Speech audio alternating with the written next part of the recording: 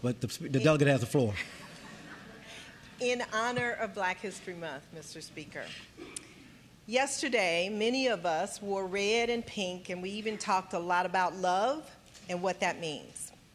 Today, I continue to rise. That's why I'm still wearing red.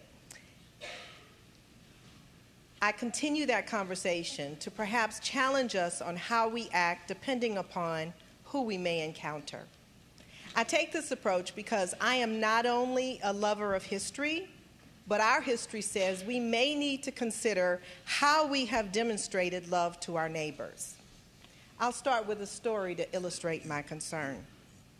Just about a year ago, I heard about a young man by the name of Timothy Johnson. He was killed by the Fairfax County Police. They chased him from Tyson's Corner Shopping Mall, through the parking lot, into the woods, where Mr. Johnson took his last breath. And that officer walked away from that situation a free man. That was February 22nd, 2023.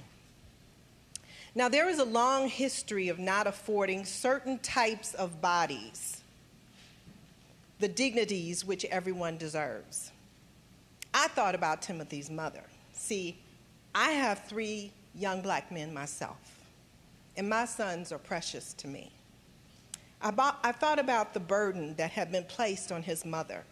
I considered her overwhelming love and heartbreak, and I couldn't help but think of the ways in which this state has failed her and others in the Commonwealth. I wondered why such instances of devaluing our lives were a part of our shared history. Journalist Ida B. Wells spoke to this. She said, "Our country's national crime is lynching. It is not the creature of an hour, the sudden outburst of uncontrolled fury, or the unspeakable brutality of an insane mob. It represents the cool, calculating deliberation of intelligent people who openly avow that there is an unwritten law that justifies them in putting human beings to death without complaint under oath, without jury, without a trial, without opportunity to make a defense, and without the right of an appeal." That was 124 years ago. The idea of devaluing Black life has been with us for generations, and we mothers carry that burden.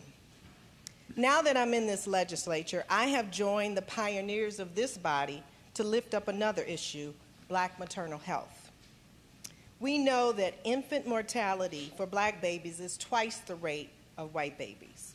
We also know that Black women in America are 2 to 3 times likely to die either in pregnancy, childbirth, and childbirth-related death than their white women, regardless of their education or financial means. And so I kept thinking of Timothy Johnson's mother and of all the ways we failed to care for her baby. I also looked into why the officer who shot Timothy, the one who county officials said blatantly violated police procedures, was not initially indicted.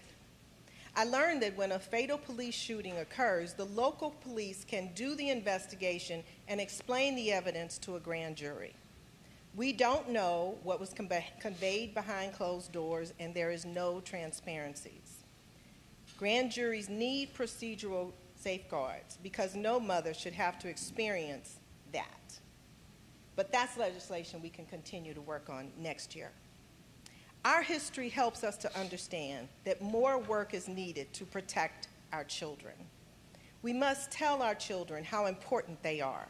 We must create and develop legislation that allows our children to learn accurate history.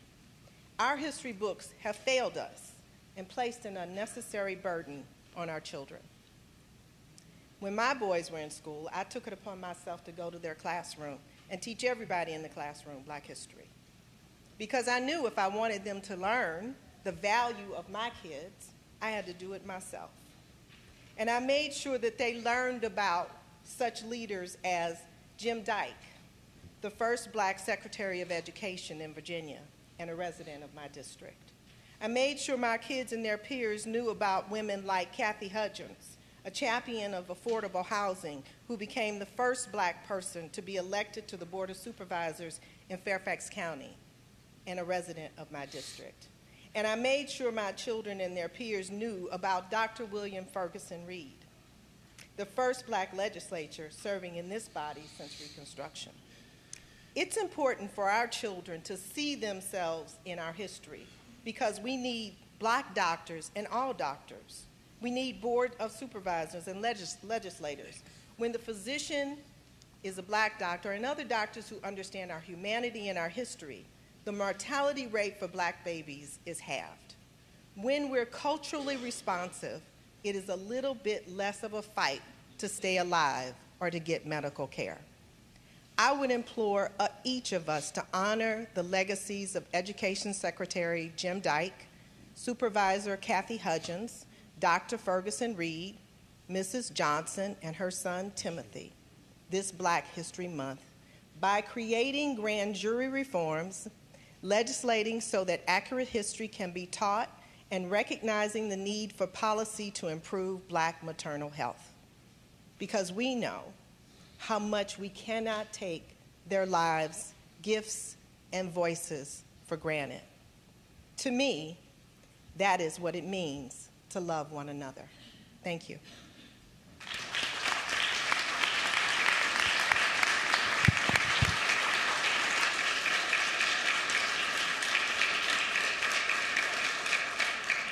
Delegate